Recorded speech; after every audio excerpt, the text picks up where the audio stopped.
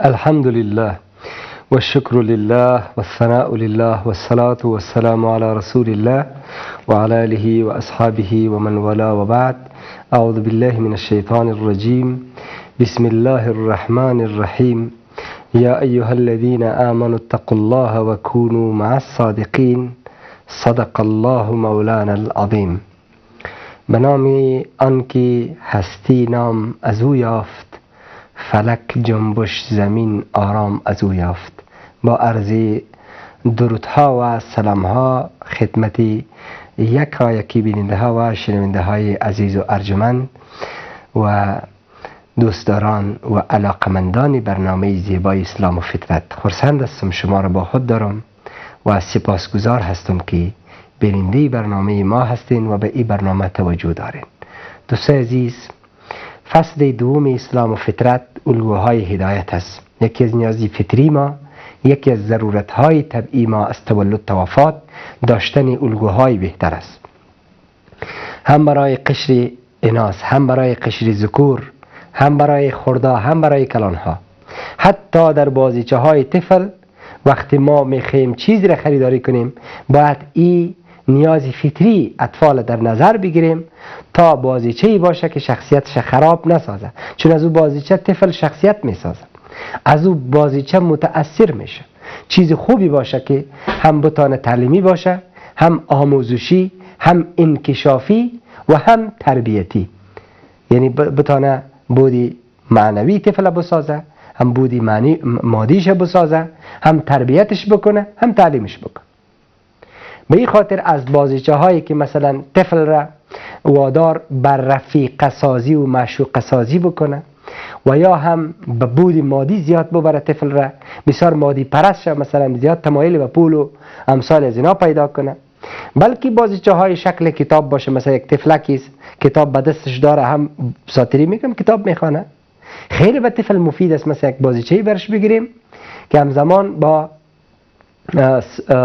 خوشگذرانیش بتانه استفاده خوبی هم بکنه. و یا هم بازیچه شکلی باشه که تمثیل از یک طفل با شخصیت، از یک طفل مؤدب، از یک طفل درسخوان، از یک طفلی که از وقت خود خوب استفاده میکنه، یا از یک طفل مؤدب و موحد. به هر حال بازیچه ها باید 4 صفت را داشته باشه. این تمام از این برمیگرده و نیاز فطری ما که ما شخصیت خود را از خردی تا کلانی از دیگران میسازیم. از محیط شخصیت ما تشکیل میشه، از انسان ها تشکیل میشه، حتی از حیوان تشکیل میشه، حتی از دشت و کوه و برزن و بیابان شخصیت ما تشکیل میشه. پس ما باید همیشه اطرافیای خود را کوشش کنیم شخصیت های مثبت بسازیم، اطراف خود را ایمان ساز بسازیم، نه ایمان سوز. به این خاطر دوست عزیز ما آمدیم فصل دوم را به عنوان مهمترین نیاز فطری قرار بدیم که الگوهای هدایت است. ما برای داشتن الگوی بهتر، این نیاز درونی ماست که الله در فطرت ما گذاشته. پس ما اولین امام و اولین الگوی خود پیغمبر قرار دادیم که در 200 جلسه از شمائلشان صحبت شد و بعد از او از 4 خلیفه اسلام، بعد از او از 4 ائمه اسلام که ائمه فقه میگیم، 4 امام یا 4 صاحب مذهب و مؤسس مذهب امام مذهب مالکی که امام مالک ابن انس است، مذهب حنفی که امام ابو حنیفه است و مذهب شافعی که امام محمد ابن ادریس است و مؤسس مذهب حنبلی که امام احمد ابن محمد ابن حنبل رحمه الله است که ما در ارتباط این امام بزرگ صحبت هایی داشتیم که انشاءالله بعد از این امام به امام حدیث، امام دنیا، امام بخاری محمد ابن اسماعیل رحمه الله میپردازیم که اولین معتبرترین کتاب حدیث در دنیا هست. تقریبا امام بخاری مبحث 4 ما خواهد بود بعد از 6 کتاب مشهور و 6 امام مشهور حدیث. بعد از او به ائمه معاصر میریم بخیر. بعد با این عنوان فصل دوم ما بخیر تمام میشه. امیدوار هستم از این ائمه ما تانسته باشیم نیازهای فطری خود را تشکیل بدیم و برای خود شخصیت بسازیم. خب امام احمد ابن حنبل یکی از ائمه بزرگ اسلام، یکی از ائمه 4گانه اسلام، حافظ 1,000,000 حدیث بود. به می خاطر در یکی از گفتارهای خود میگه کسی که حافظی حد اقل 100,000 حدیث نباشه حق ابراز نظر در علم حدیث نداره. کسی که حافظ 100,000 حدیث حد اقل نباشه. حالا یک آدم 10 حدیث یاد نداره میبینی که مفتی صاحب است، مفتی اعظم است. آیا ظلم نیست؟ باز مفتی هم در قضای بسیار کلان است، بسیار قضای کلان علمی را فتوا میده. و متاسفانه رسانه های ما با همه احترامی که به ژورنالیست های خود داریم، خصوصا کسایی که در رأس برنامه اسلامی در رسانه ها است، متاسفانه اینا شخصیت های را میارن، از اونا فتوا میخواین که خود از اونا باید برن زانوی شاگردی و تلمذ در یکی از مدارس بزنن تا به شکل علمی و تخصصی علمی دین فرا بگیرن. اونا میان در مسند فتوا علمی دین فتوا میتن، مشکلات امت حل میکنن. در یکی از رسانه ها کسی آورده میشه در ارتباط اختلاط زن و مرد میپرسن که آیا یک زن و یک مرد میتونن یک جا بشینن بخیزن در دفتر کار کنن؟ صاحب میگه دلش پاک باشه مشکل نداره. بلیاز خود یک رسانه دی اقل در یک ساعت 100,000 بیننده داره. خب چگونه امکان داره که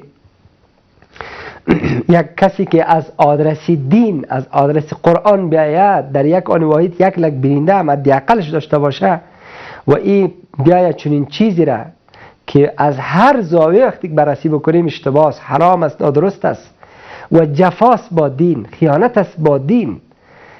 با هر چی بازی با ریش بابم بازی، با هر چی بازی با دینم بازی.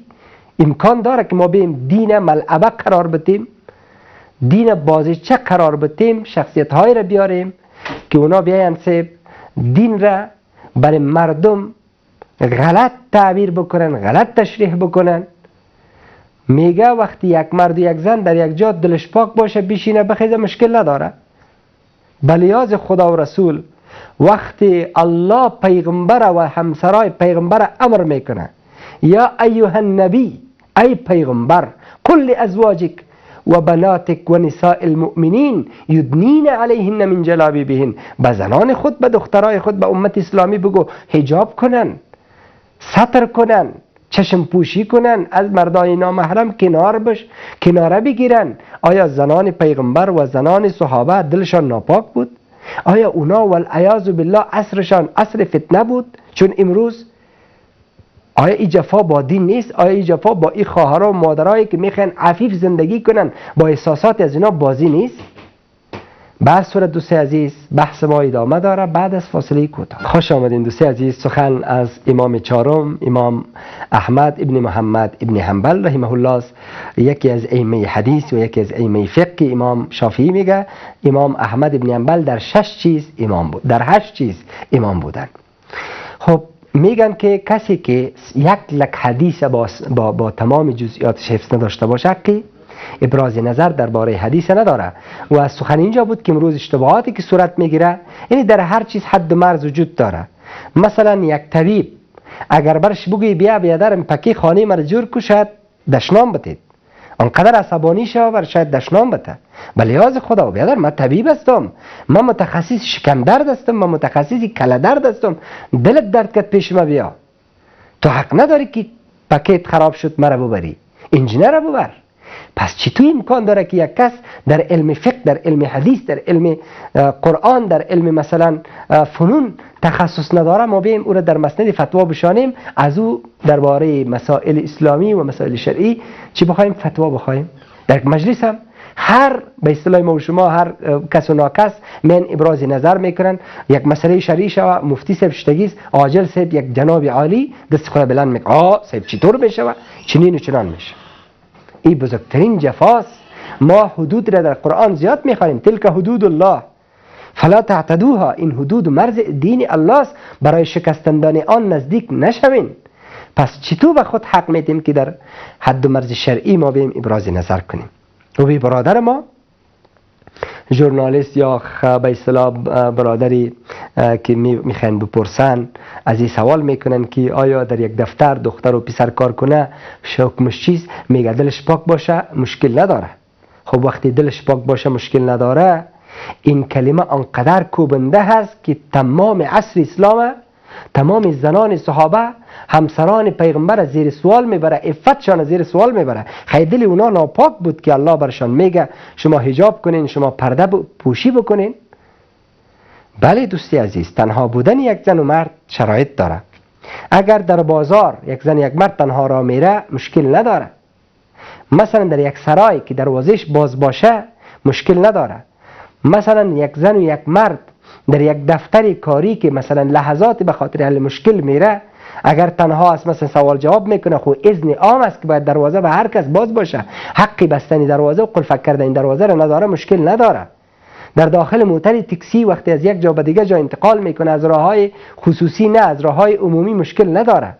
اما به شکل دائمی در یک دفتر کار کردن یک زن و یک مرد به شکل دائمی مثلا توبالا شدن، خلط و خلوط 100% مشکل داره و این خلاف شریعت است.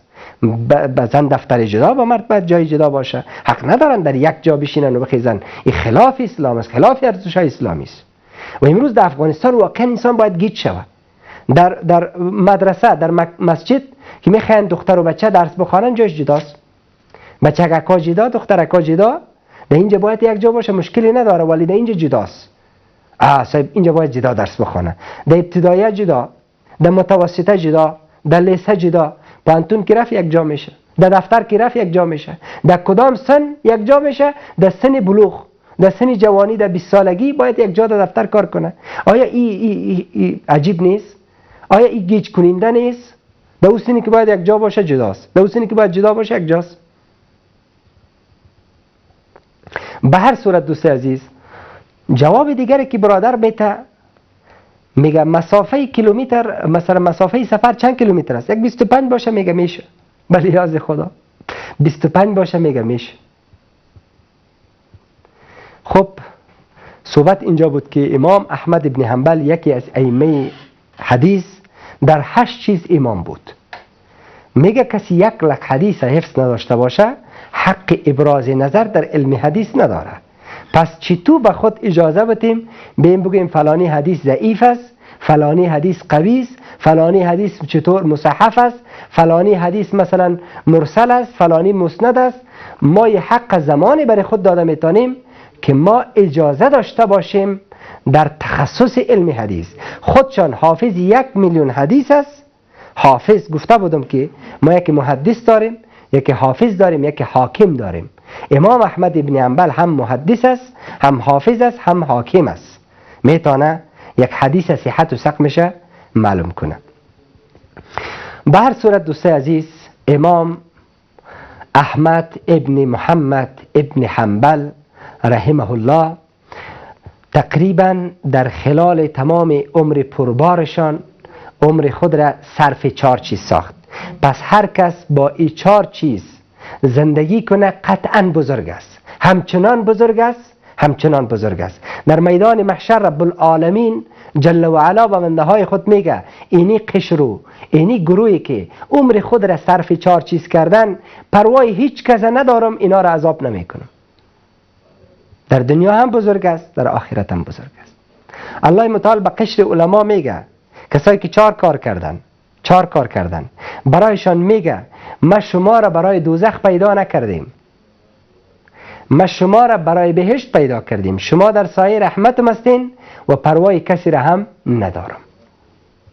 پس اگر میخواین بزرگ باشین، تاریخ خود بزرگ بسازین، پس این 4 کار انجام بدین. اول علم، که به علم نتوان خدا را شناخت. چقدر یک جمله جوهری است. از ایمان مقدم است، از عقیده مقدم است، از اخلاق مقدم است، از شریعت مقدم است، از معاملات مقدم است. علم از همه چیز مقدم است. الله متعال اول به پیغمبر نمیگه سم، نمیگه صلی، نمیگه آمین، ایمان بیار، نماز بخوان، روزه بگیر، زکات بده، حج بکو، بلکه اول میگه اقرا، بخوان. چرا؟ نه نماز، نه زکات، نه حج، هیچ کدامی از احکام اسلام و ارکان شریعت حصولش بدون علم امکان پذیر نیست. به این خاطر دوست عزیز 4 چیز انسان را در دنیا و آخرت بزرگ می سازه. اول علم، دوم عبادت، سوم تدریس، چهارم تالیف.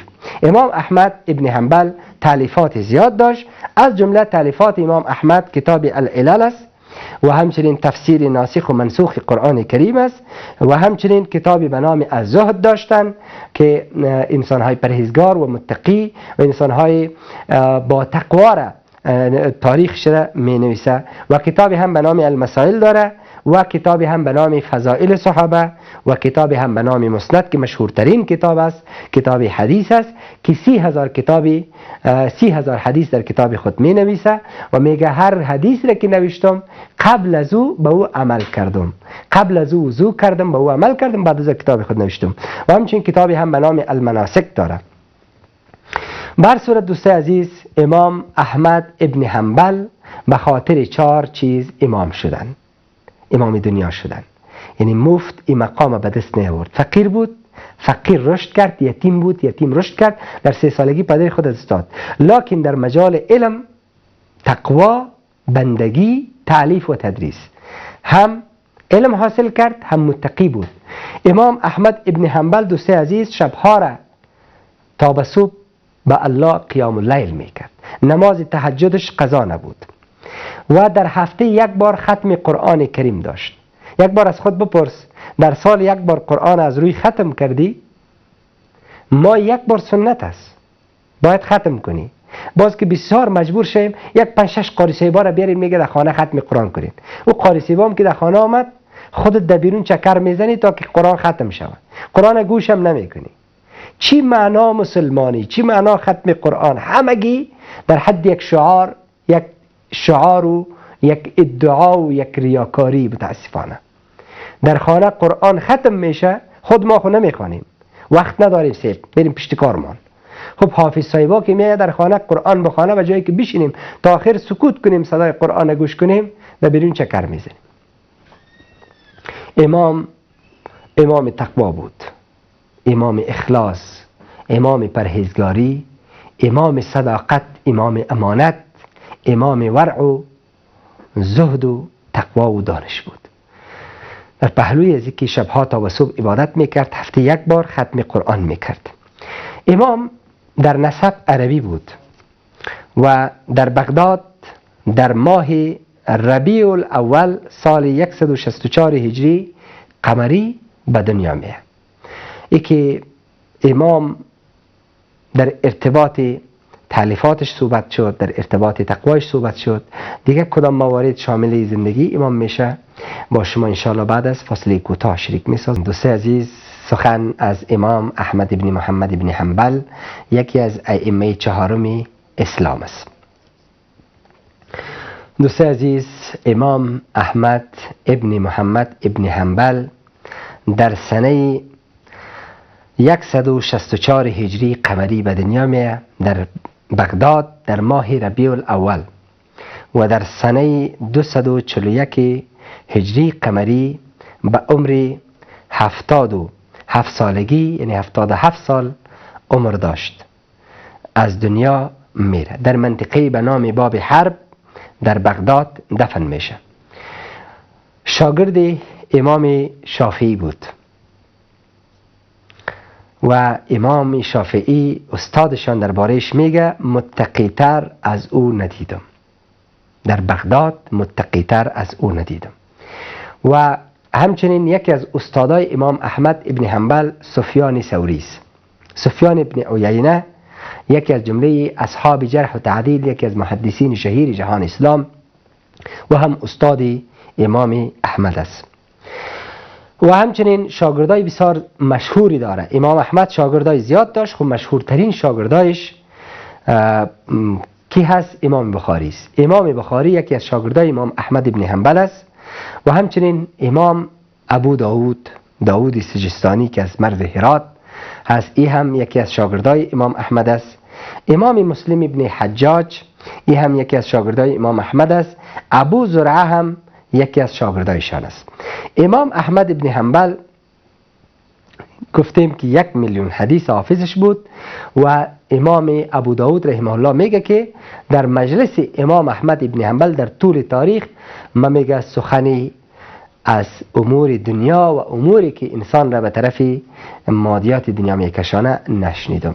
یعنی وقتی ارتباط می گرفت، موضوع به علم دین، ارتباط به تقوا می گرفت، یک چند حرف می زد. در غیر از او در مجلسشان همیشه سکوت می کردن.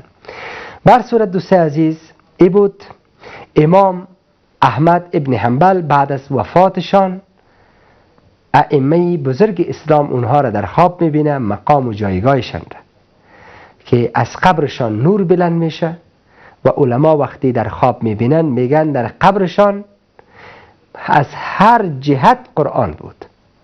پس بدون شک الله متعال ذات قدر شناس است. وقتی انسان با قرآن زندگی بکنه، قرآن کتاب قدر شناس است. مثلا در یک حدیثی میگه قرآن و رمضان برای انسان در روز قیامت شفاعت میکنه. چرا؟ در رمضان انسان زحمت میکشه، گرسنگی تشنگی احساس میکنه و با قرآن انسان شبها را تا به صبح استاد میشه و در رمضان مثلا در تراویح قرآن میخونه یا در تهجد قرآن میخونه. پس به خاطر این زحمت و این محنتی که انسان میکشه، قرآن و رمضان در روز قیامت استاد میشه در حضور الله، میگه یا الله اینمی بندیت به خاطر من شب را صبح کرد. رمضان میگه اینمی بندیت به خاطر من گرسنگی و تشنگی احساس کرد. الله شفاعت اینا را میپذیره. پس انسانی که با قرآن زندگی کنه، انسانی که با حدیث زندگی کنه، انسانی که در راه الله محنت بکشه، پس باید از قبرش نور بلند شود، پس باید در قبرش قرآن باشه، چون این وعده الله است. هم الله ذات قدر شناس است، هم کتاب الله کتاب قدر شناس است. بنده را به اندازه بلند می سازه که آخری درجه بنده در بهشت آخری آیه قرآن کریم می باشه. یعنی یک درجه یک انسانی که با قرآن چنگ زده چقدر بزرگ است؟ 6600 مقام داره نزد الله متعال. یک مقامش کجاست؟ ولی به برکت قرآن، به برکت تمسک به دامن قرآن، الله برای 6666 مقام در جنت میده. پس بیاین توکل به خدا. این امام یا امامای دیگر که ما بعد از این به 6 کتاب مشهور حدیث میپردازیم که اونا امام حدیث بودن، اینها بزرگی را از شعار به دست نیاورد، بزرگی را از تمسک و چنگ زدن به دامن قرآن و حدیث رسول الله علیه السلام به دست آوردن. اینها به خاطر قرآن زحمت‌های زیاد را متحمل شدند و حتی ایرا در زندان توسط خلفای عباسی سے این شکنجه می شد به خاطر مخلوق بودن قرآن. چقدر عذاب شد، چقدر شکنجه شد. خب امام می گفت قرآن مخلوق نیست، قرآن کتابی قدیمی پروردگار است، صفتی از صفتهای الله است. وقتی صفت شود، صفت ارتباط به الله میگیره، ازلی و ابدی است. پس ما صفت الله را مخلوق گفتن نمیتونیم. اما توسط خلفای عذاب میشد، تعذیب میشد در زندان، بالاخره بارهاش تحت شلاق و تحت شکنجه و تحت فشار به خاطر کتاب الله قرار میگرفت. بالاخره شبی از شبها در زندان ایره خواستن شکنجه کردن، تعذیبش کردن، ازش پرسیدن که آیا قرآن مخلوق است یا خالق؟ قرآن چیست؟ گفت امشب گفت نماز خواندن نتونستم. ببینین جواب منطقی را. گفت چرا نماز خواندن نتونستی؟ گفت به خاطر که دیدم در تاقچه که قرآن مرده بود. اونها گفت چگونه ممکن است؟ گفت وقتی مخلوق باشه مخلوق میمره، وقتی مخلوق بمره انسان چگونه قرآن بخونه؟ پس قرآن اگر مخلوق باشه باید بعد از مردنش باید انسان دیگه قرآن خوانده نتونه.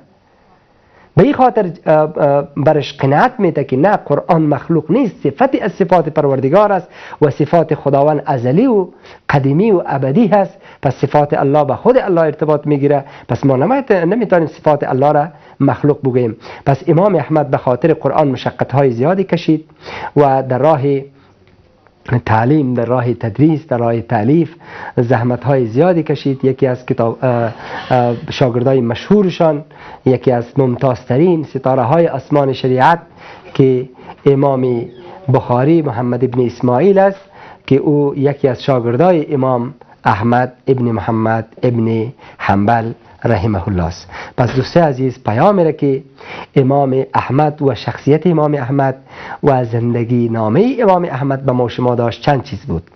اول، امام احمد ابن حنبل یتیم و فقیر رشد کرد.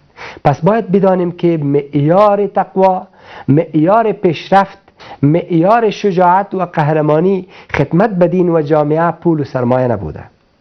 پس ما نباید تمام اتکای خود را به پول بکنیم، به سرمایه بکنیم، بگوییم اگر پول داشتیم میشه، اگر نداشتیم نمیشه. امام چیزی نداشت، یتیم و فقیر بود، ولی الله جایگاهی را میته که تا قیام قیامت بشر و امدار و قرضدارش است. فکر میکنیم امام احمد ابن حنبل که هزاران سال بیشتر از وفاتش میشه، هنوز هم در میان ما زنده هست، نامش باقی است و ما همگی بر او درود رحمت میفرستیم.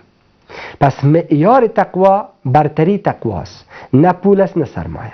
پس نباید به همدیگر از عینک پول و سرمایه ببینیم. الله متعال میگه انسانی بدبخت شد، رسوا شد که به همدیگر از عینک پول و سرمایه میبینه. این فرمان پروردگار است که امروز متاسفانه هر کس وقتی به یکدیگر ببینه به مستوای پول، باش به مستوای ما برابر است یا نیست، شکل و قوارش چطور است، پول داره نداره، بعد از او امرایش چرتر پرسانی میکنه. اگر دید که والا چیزی نیست، گم کو رنگش دگور نو که دست خدا برش میده. این جفاست دوست عزیز. معیار برتری نزد الله تقوا هست، نه پول است نه سرمایه. امام احمد یتیمم است، فقیرم است، ولی امام دنیا میشه، چون به ذات پروردگار، به کتاب پروردگار خدمت میکنه، به کتاب حدیث خدمت میکنه. الله نامش زنده نگاه میکنه. نکته دوم، امام احمد بزرگی را در 4 چیز گرفت که او علم، عبادت، تعلیف و تدریس بود. این بود بحثی کنونی در ارتباط شخصیت عظیم تاریخ امام احمد ابن حنبل که با این مبحث 3 ما تمام میشه. بخیر، ما در جلسه آینده با مبحث 4 که زندگی نامه کتاب 6 مؤلف کتاب مشهور حدیث است با شما در خدمتتان قرار میگیریم. تا برنامه آینده و دیدار آینده همه شما را به خداوند یکتا همتا میسپاریم. الله نگهدار.